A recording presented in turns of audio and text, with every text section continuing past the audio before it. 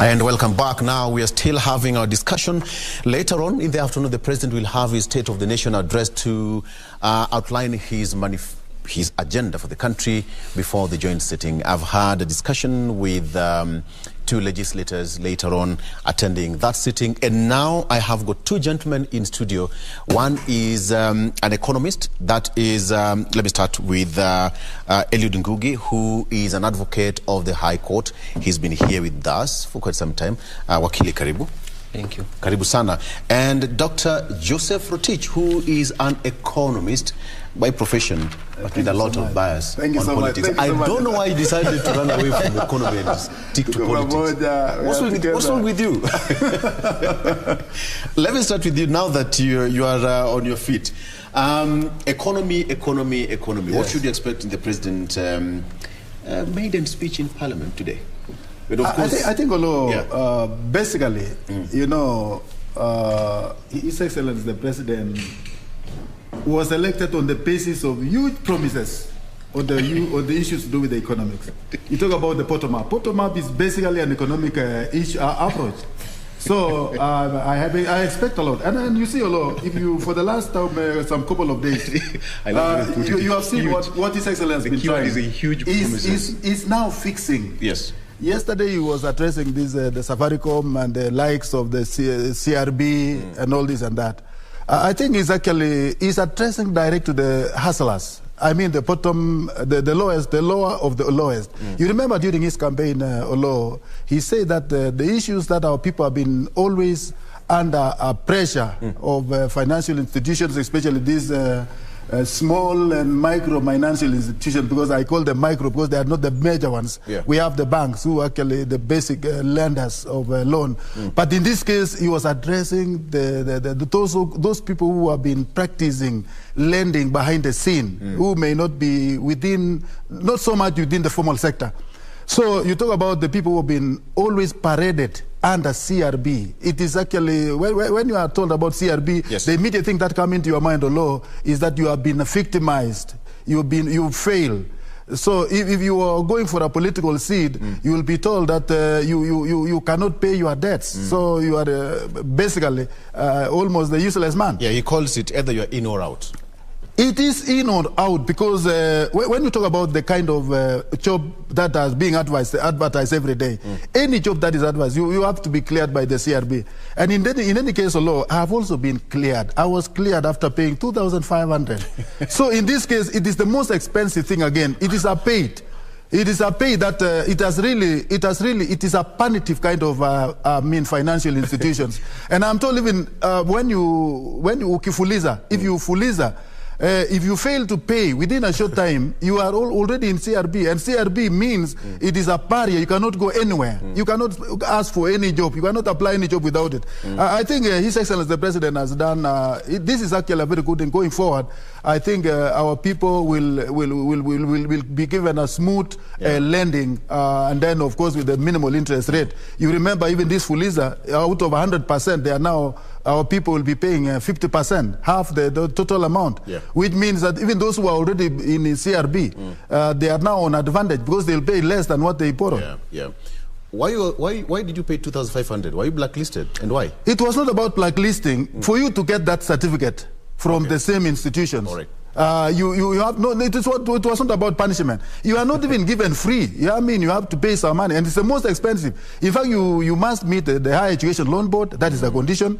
You must. They must see your taxable credibility. You must be certified that you have been paying the taxes. And then again, you must get a good contact, which you have to pay 1,000 or so. Yeah. And then this one now, the animal in the house. I mean, the big elephant in the house, the CRB, which of course, according to me, it is the most expensive thing. Whether you've defaulted or not, you have to pay that money for you to get that certificate. All right. Okay. Legally, CRB is there to streamline, borrowing and lending in the country. And the President yesterday made it very clear that at the end of the day, you're either in or out. But a majority of people who have defaulted, I have people who've defaulted, who've been blacklisted, by CRB, for as little as 150 shillings. Either your bank ran completely dormant and something happened and boom, you find yourself in that list. But here it is. almost 4.5 million people, young people according to him, were blacklisted by the CRB. But the legal procedure to delist these people, how practical would this be? It's very practical, especially when you have a backing from the main stakeholders. Yes. Yesterday, the president met 3 CEOs from some of the major leading... that's Safaricom, NCBA, and KCB. And KCB, exactly. Which are the major, I would say, financiers or banking institutions in this country. I also saw the cabinet nominee for Treasury.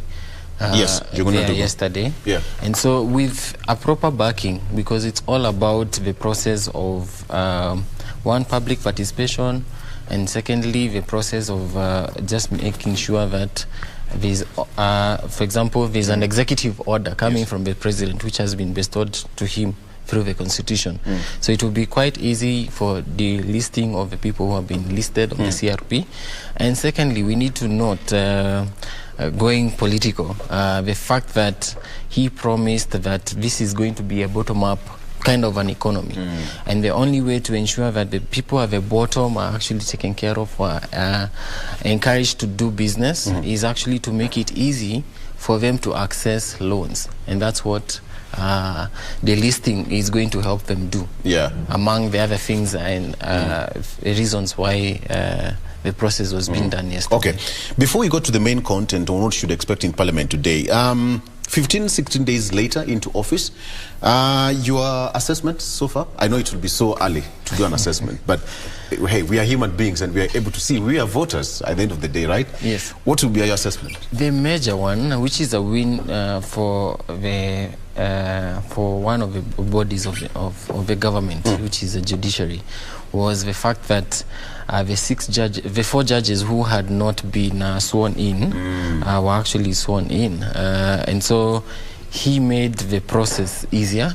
That issue had been pending for quite some time. Yes. And he had made the promise, which he fulfilled within the second, I think within even 24 hours after being sworn in as president of this republic, which is actually quite commendable. We now have a new court of appeal at Nakuru. Nakuru, exactly. We have 4 new court of appeal judges, which means there will be justice being offered. There will be no more delay in justice, and therefore most of the cases will be cleared up. And the other issue which I would actually rate this new government on will be the independence that has been given to the police in terms of the budget. Yes. Giving that budget to the for them to run their own affairs. To run their own affair. Yeah. But also the same was also done to the judiciary. There was appropriation of, I believe it's 3 billion shillings. 3 billion shillings given, annually given to the judiciary, which basically, yesterday I was at Makueni High Court, and the facility set out there is actually huge and able to actually accommodate the people of Makueni. The same thing has been done in Kajiado County, whereby people no longer attend to courtrooms in small rooms where they pushed, and the whole process of digitization. These are small claims courts which have been put there to make sure that if you have a small claim of between 0 to 1 million shillings, you are able to access justice. You can easily go to a court in your county and you'll be able to get your judgment and a ruling from that court within 60 days.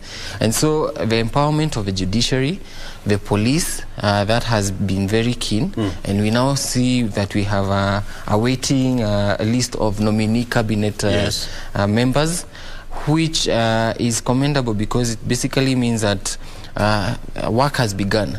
And today, as the president goes in, I know we are going to get into that, I believe that he's going to be imploring the members of parliament to make sure that they actually do the vetting quickly, so that now these ministers can proceed to start working. Absolutely.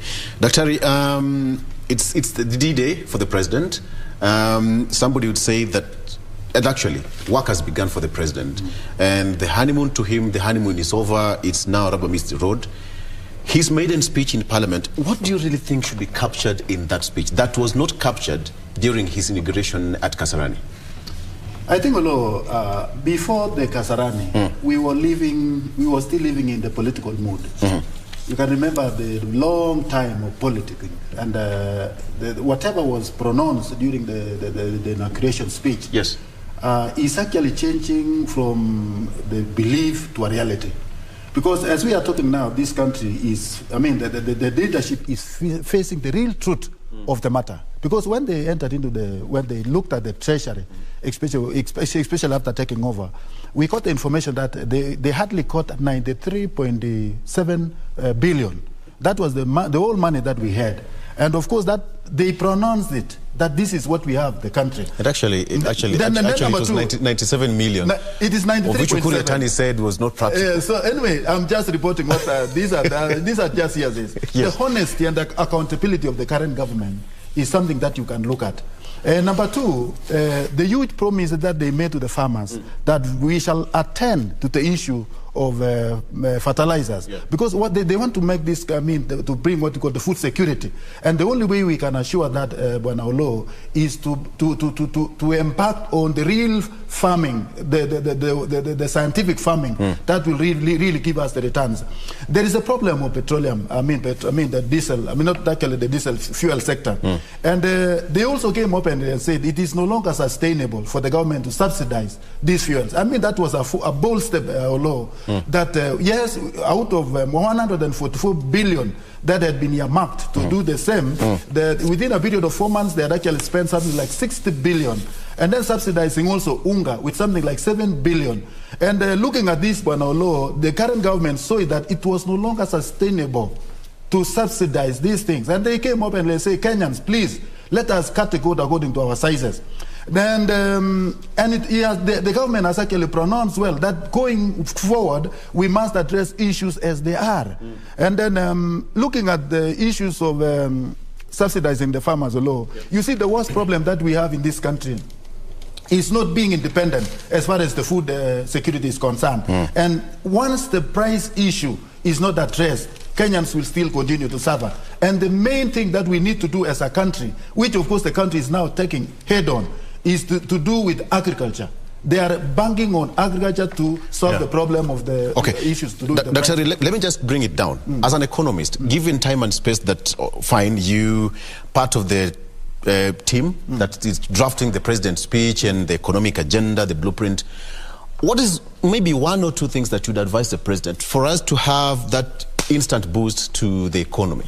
You see, there is no miracle in this thing, Olo. Yes. Our economy is ailing, not because some of the problems that we are facing, Olo, some of them are outside the scope of our human nature. Talk about the drought that is ravaging almost over 23 counties as at the moment. So the resources have actually been refarmed into that department, which was not planned. It was never planned that the drought was going to affect this country. It was never planned that the corona pandemic was going to affect us negatively. So these are some of the realities. These are some of the issues that we are facing that we never planned.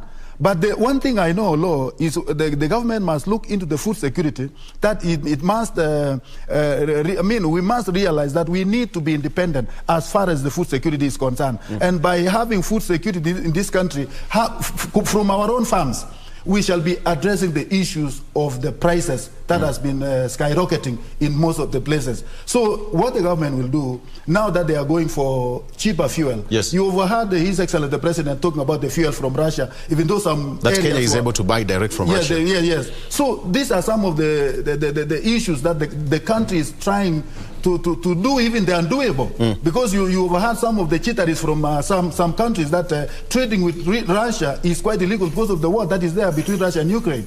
So in this case, we need to do that which our people will benefit direct, not necessarily the perception that the world actually is looking at us. So basically, he will address issues to do with the economy and the economy and the economy, nothing more than that. All right.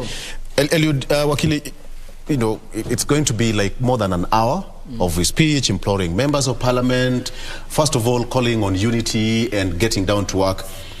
Some of the things that perhaps we might not understand from here, from your own understanding, and even based from the past speeches from the previous regimes, what do you think the president is going to have slightly different from the past president, from President Kibaki, Moi, and even Uhuru Kenyatta, based again on his pledges? I believe, again, the issue that took, or rather Kenya Kwanza got into power on, was basically the bottom-up kind of an economy. Yes. I expect a difference in terms of the speech being mainly about the common mwananchi, about the current issues that the common mwananchi is going through. Basically the economy, hardship, and how they intend to make it easy for the mwananchi out there. The price of unga.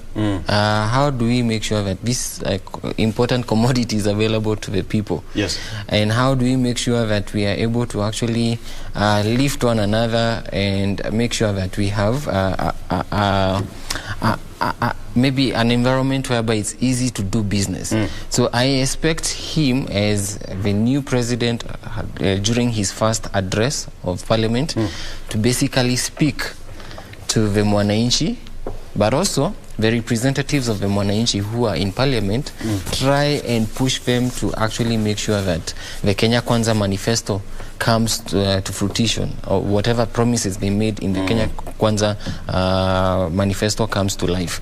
And so mainly the cost of living, the issue on drought, there's also the issue on unity, because one, we understand that only there's a very small gap between the majority and the minority in parliament, and I believe he will try and that is where the problem is going to begin, because who is going to claim majority in the superiority in parliament? Yes.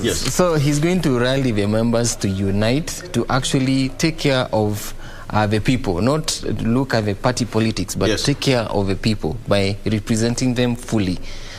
Through making sure that there's legislation that actually caters for the border rider and for Mama Mboga out there. So there will be a lot of repetition on border rider, Mama Mboga. That will be different from what we had previously from the other presidents, because for them they never got into power through that kind of an approach where it was about bottom up. Yes. Okay.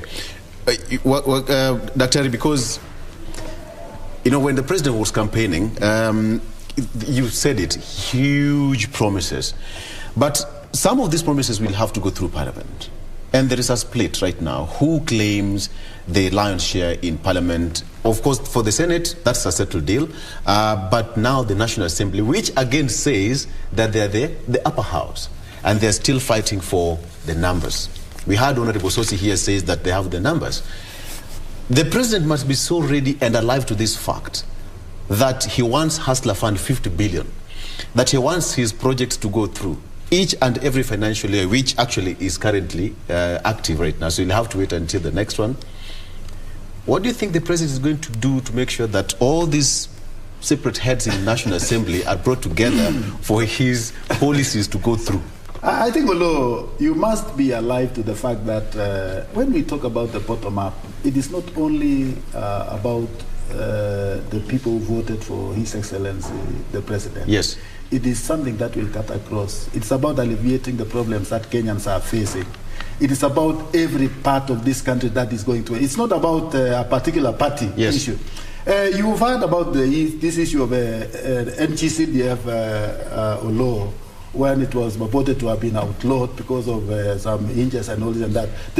I mean, all the parliamentarians, irrespective of their political divide, they are talking the same. They want CDF to come back and run the way it has been running. Are you getting a law? Yes. And then when they were also talking but at least about, on that, they had a uniform voice. Number two, when they were discussing about their allowances, which was also affected. Well, after the last parliament, when they were after the outgoing of the last parliament, of course, the salary issue was actually affected by this, as whatever the body. And then in this case, they have been fighting the same. Now, when you are asked about the empowering the Hustler Fund, that will go to every constituency law, who will not vote for it? It is not about a political divide. It's about the people on the ground. It's about the demand. And you overheard the law after the last election. You have heard the people even from Nyanza saying, now Hasala, come on your way. We are together. I mean, people are ready to, people have received the new government. And whatever the political divide that we are experiencing, I'm not foreseeing a situation whereby you can say, although this part will say no to the fund, the fund will go direct to the people, and if it will be distributed within the ward level, that means every inch of this country where there is a ward, they will be voting for this fund. So nobody will, in his upright senses, will say no to the fund that will reach or enrich or improve the lives of their own people. My question to you is the actual actualization of now. That let me tell you, Olo, we are coming at a time when our economy is actually at its lowest ebb, and is alive to that fact. That is a fact. Yes. Number two, most of the people during the corona and then the issues of the drought, most of the people are now at home. Most of their businesses are closed down. I mean, we are yet to come back economically. So, in fact, the taxable capacity, the revenue that the country will be collecting is not is not so much, because you have to tax the society. A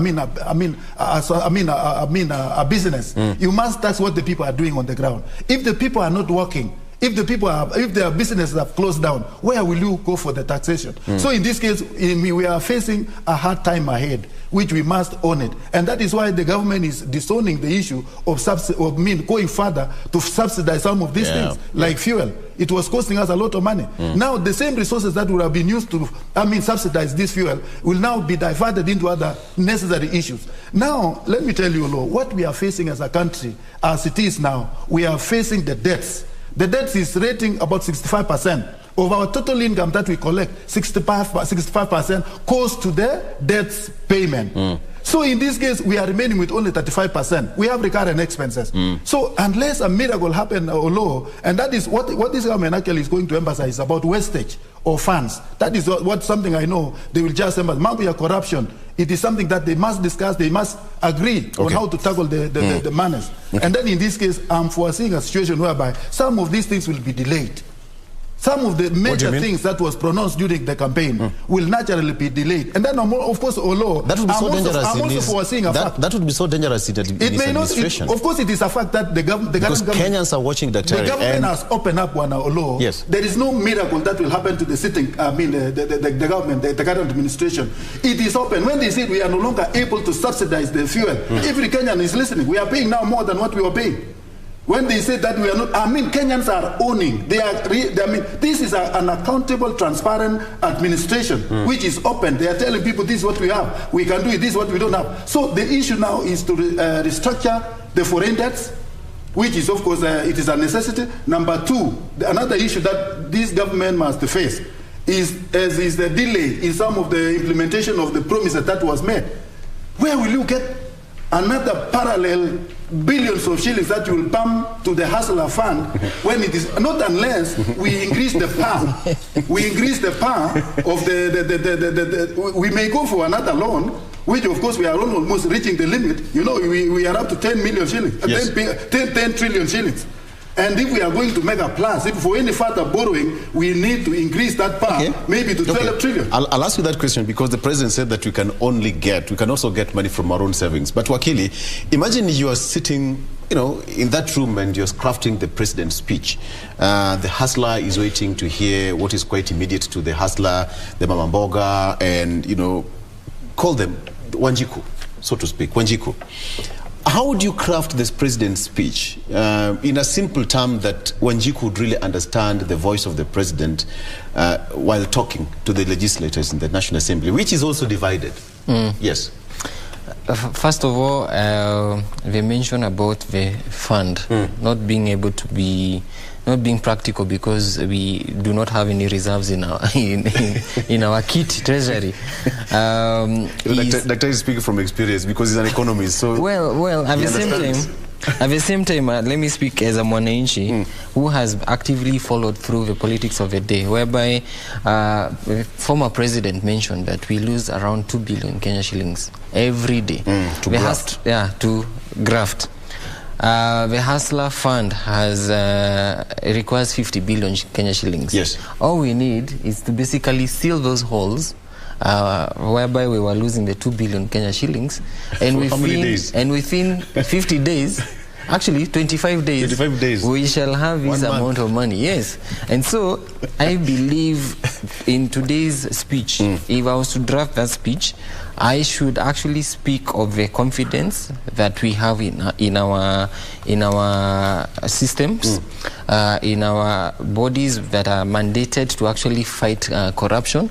The fact that we now have a new IG nominee, the fact that we have this new incoming cabinet, and we have a new government, that this cabinet and these individuals are ready to work and to fight, and there will be no loophole when it comes to our monies. There will be no corruption. There will be no tolerance in corruption. And the one thing that should come out of that speech is we have had issues being raised about some few cabinet nominees who are in court for some of the cases. He needs to actually respond to some of those issues. He needs to also mention and come out and talk about some of the corrupt politicians who we know have ongoing cases and what is going to happen to them. So that needs to come out. And so out of that kind of a conversation whereby wording in the speech, and not just wording, but action in itself. If we are able to see action in some of those, in the EACC, if we're able to see judges actually imprison some of these politicians, then the Kenyans, the common mwananchi, Wanjiko, will be able to see that actually if the big fish are being taken care of, then as a small fish, I should not actually engage in these mageddons of corruption, but I should actually focus on doing my part. And so from that kind of a speech, then we are able to see and to have faith that the economy is very soon going to recover, because he's going to paint that picture of where the source of money will be coming from. All right. Okay, Daktari, Wakili, allow me to take a break. When we come back, we're still having more to discuss. And yes, the speech is at exactly 2:30 p.m. at the National Assembly main chambers. Let's take a break. Tutarudi. Punde si punde.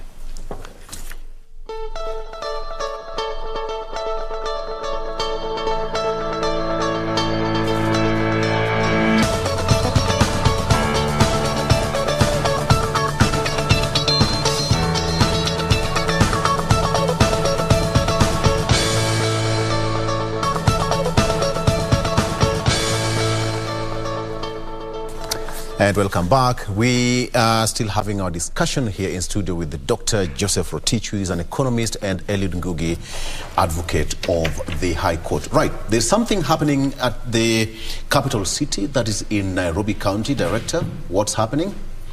Very much, thank you. That is a live feed from the Nairobi County Assembly, swearing in of all the MCAs taking place this morning at the chambers.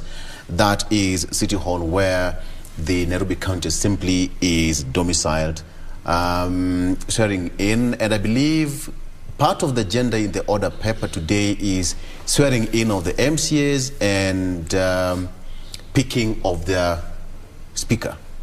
Let me just bring you in, Wakili, here. This now goes the legal way. It has taken too long. Actually, Nairobi County is now the last to do this exercise. Why? I am not aware why they have taken so long, but I believe it had something to do with the fact that, one, the governor of Nairobi is in government, yes, being in Kenya Kwanza, and therefore they needed to maybe finalize with the events of the national events of the day before now coming back here to actually swear in the county assembly members. But also, I believe there's a ward that did not carry out an election, yes, which is Mathare North. They're actually in court, so the MCA will not be sworn in this morning. And so, yeah, let's wait and see. Yeah, let's wait and see. So they're being sworn in, and even in that assembly, Nairobi has a majority, ODM. Dr. Nairobi has a majority in ODM has a majority in the national in the county assembly of Nairobi, and perhaps this would directly influence the voting. I think, bearing in mind also that Kenya Kwanza is the governor. Produced the governor of Nairobi. The senator is in ODM now. The senator is in ODM, and then most probably the majority of the members of the county assembly are also the ODM, the Asimio. So in this case, this is a scenario, although that we must watch very closely, because politically it has a lot of divide. Yeah. Because that means the governor must be forced to align himself to the fact that whatever they have to do as a county, they must all agree.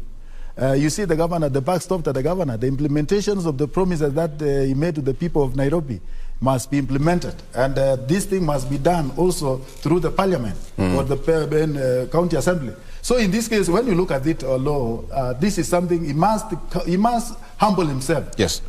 And call the MCAs of Nairobi, generally across the divide, to agree that let us really forget about our politics, our differences, and let us now rally ourselves to the needs and aspirations of the people of Nairobi. It looks beautiful. That is basically what he's going to do. Yeah, the red carpet. It looks actually the setup is more or less the same as that of the National Assembly.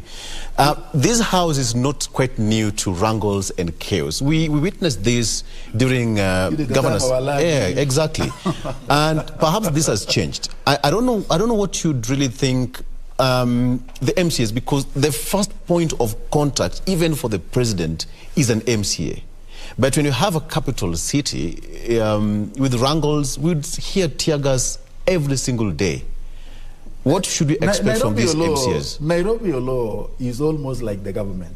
Exactly. It has the face of the government. You see, when you talk of Nairobi, you are talking about all the face of Kenyan are represented there. National Assembly is here, UN headquarters is here. So everything is replicated like the National Assembly. Yeah. So in this case, then again, you can also expect that this Nairobi has a lot of resources, more than any other county in the Republic of Kenya. I mean those resources that are collected basically by the county government, leave alone the resources that are shared with the national government. So in this case, there are a lot of interest, there are a lot of intrigues, there are a lot of all these things. And I'm not foreseeing a situation whereby there will be darlings and all those. There will be all the crooked and the good things that will be happening there in the days to come. Because these are people basically who are different. And of course, kila moja, lazima, they have to focus on their ideologies.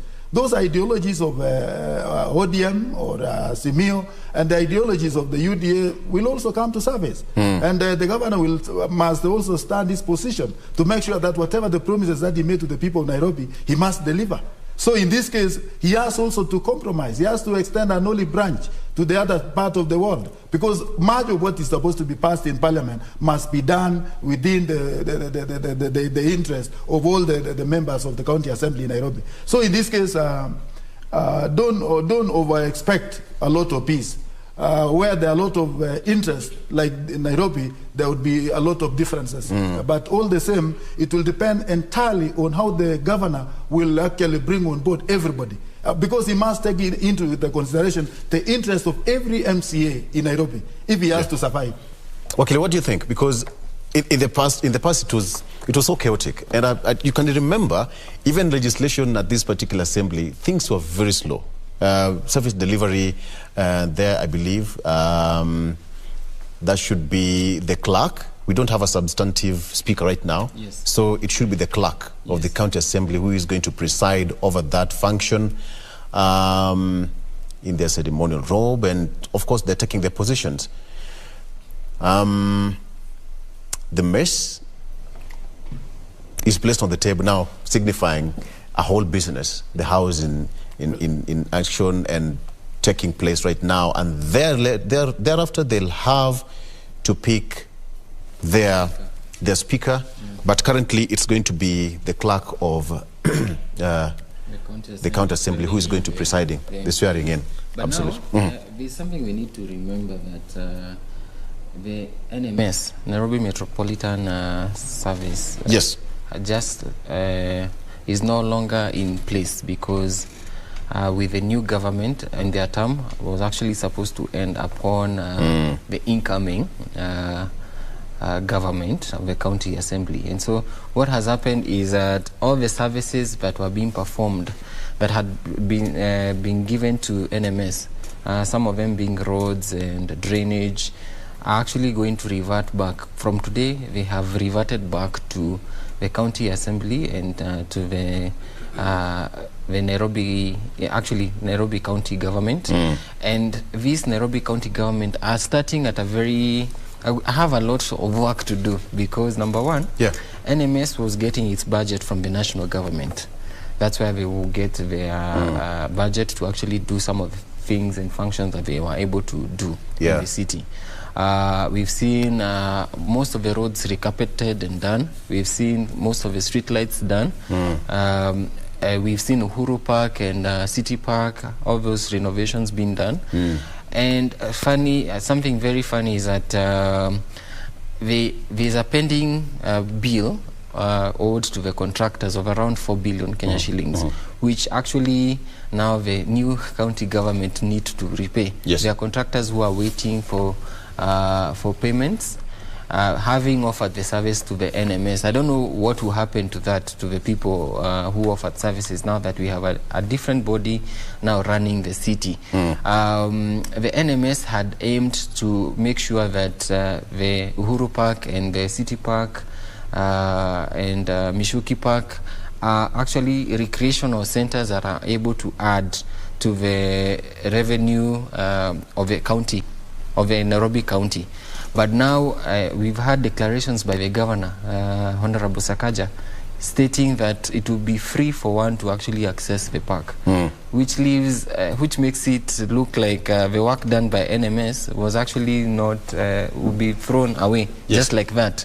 And so what becomes of the revenue that he was working on adding the collection to? And so it will be quite interesting to see how this county government does its work. They have made promises, one of them being the fact that the governor, one of the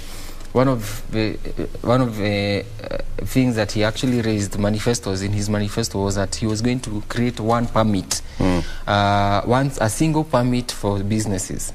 Instead of ending up with around 7 to 10 permits that you have to actually apply for before you run a business in Nairobi. So I am waiting to see what this assembly will be able to legislate, whether they will be able to agree to that. There is another thing that the governor said, that he was going to work on the traffic in this city by introducing some of the trains. He had even said that there was land demarcated in some of the areas in Nairobi to be taken over by the new rail. I do not know how that will go because it's a costly process to actually acquire land from the private landowners back to the public. I do not know whether they have the money to actually pay the private landowners. Clearly, there's a lot of work for the MCAs thereafter. Okay, so that is a live feed from the Nairobi County Assembly, and of course the standing orders of the Nairobi County Assembly state that during the first sitting, the legislators will take their oath of office, then elect their speaker thereafter. That is the first, what's the order paper.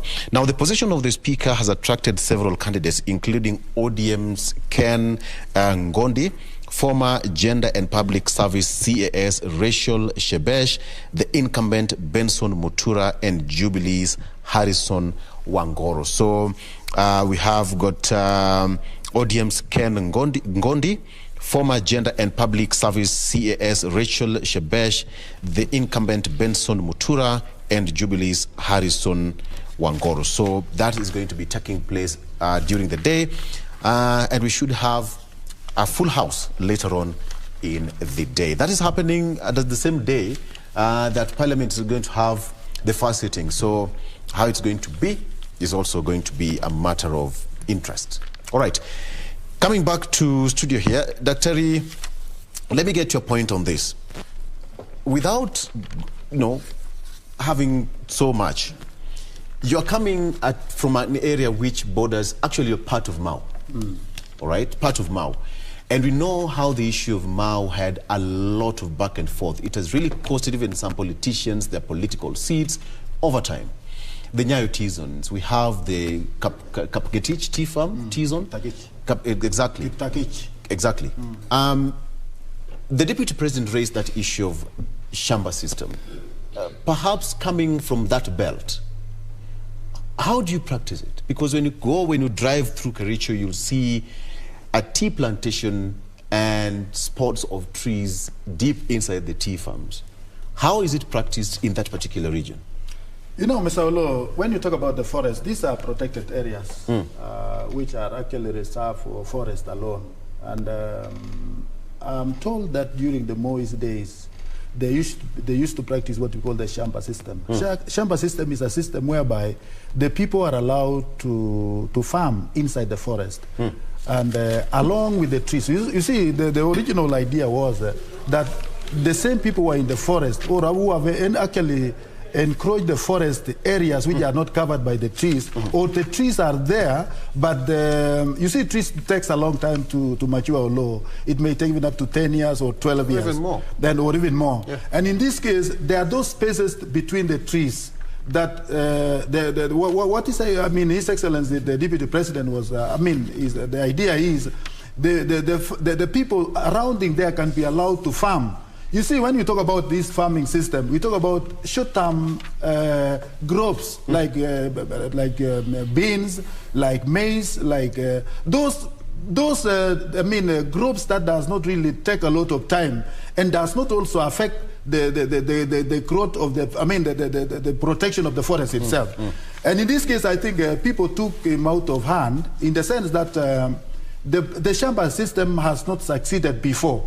There has been a lot of controversies, with those people who have been actually protecting the environment or agitating to see that the environment is protected. Yeah. And of course, with Africans alone, you find that most of our people, when they were allowed to go to the forest, they ended up cutting trees, they ended up burning maca or charcoal, using the same trees that are supposed to be protected. So in this case, they ended up destroying the whole, the original purpose of it actually allowing them to farm in the forest. So in this case, stricter laws actually will be put in place, whereby if you happen to, if you are found to have actually compromised with the environment, then you will not be allowed, or rather be liable to some imprisonment for some number of years. I think people must be very clear about what they are expected to do in the forest and what they are not expected to do. So in this case, because of the problems that we have as a country, lack of food. And most of the places, of course, although you can just imagine, some people really don't own land. Yeah. And there is a land there is a space under the trees. They can plant those trees that can grow. They can plant those crops that can grow even under the trees. So I'm not seeing any sinister motive in the whole thing. What I'm seeing is a positive mind that is actually after to enrich this country with plenty of food while really solving the problem of the forest. So afforestation is key. There was a time when His Excellency, the Deputy President, was in Baringo. He was actually telling the people of Baringo, please let us do afforestation. Perhaps he meant well, but the way it came out... You saw Kenyans, this is a political country or law. Yeah. Much of everything and is politicized. And I think Kenyans should understand the Shamba system and how it works. There is nothing wrong about the whole idea. Okay. So, Wakili, I had to bring that because I've seen that. There's a gentleman who's also sent a message on our WhatsApp social media asking of the same. So I had to direct that to you. All right. So, Wakili, a lot is happening across the country, and the president is on the road, so to speak. Let's give him 1 year. Let's do a projection. 1 year from the last point, he'll say, thank you, and may God bless Kenya. 1 year down the line, what should you expect? Of course, we should. Might be difficult to predict, yes, but we also have our history as a nation. I feel like we're actually putting too much pressure to the new government and not allowing them enough time to actually perform and actually and actually do their work. Yes. It has just been, I think, not even over a month since he's swearing in and President Ruto coming into power. Yet we are putting the pressure on him by insisting that we need to see him deliver, etc. Yet he has already done some of the things he had promised. And so we need to be in this space whereby allow him the 5-year term, not 1 year term, allow him the 5-year term, let him perform. Yes. Let's see whether him picking technocrats, picking politicians instead of technocrats actually works when it comes to actually delivery by the executive. And so, and then look at the two houses where we have a Senate and Parliament. see whether they are able to perform and to make sure that we have a legislation that allows the bottom-up economy that he came into power with being given to us and being a better option compared to the previous governments that we have had before. And so we need to give him the 5 years. Let's give him his 5 years. Let's see what happens to his government. Let's see whether they are ahead of time or they are just trying to impress us with the different media interviews that they are doing. Let's give them time. But I am hoping that they are able to take us to a different place. That they are able, number one, the key thing we expect from this government is to first make sure that we are no longer in debt, that we have fully paid up our debt. Of which you said that it's possible that we can work through our own savings. We want to see how that will be implemented and see whether we're able to pay that. Daktari is here to tell us. Daktari is here, he can mention that. Number two, we need to see that the number of the schools and the children being enrolled in the different schools, the curriculum, the current curriculum, whether it will be able to be sustained through the 5-year period.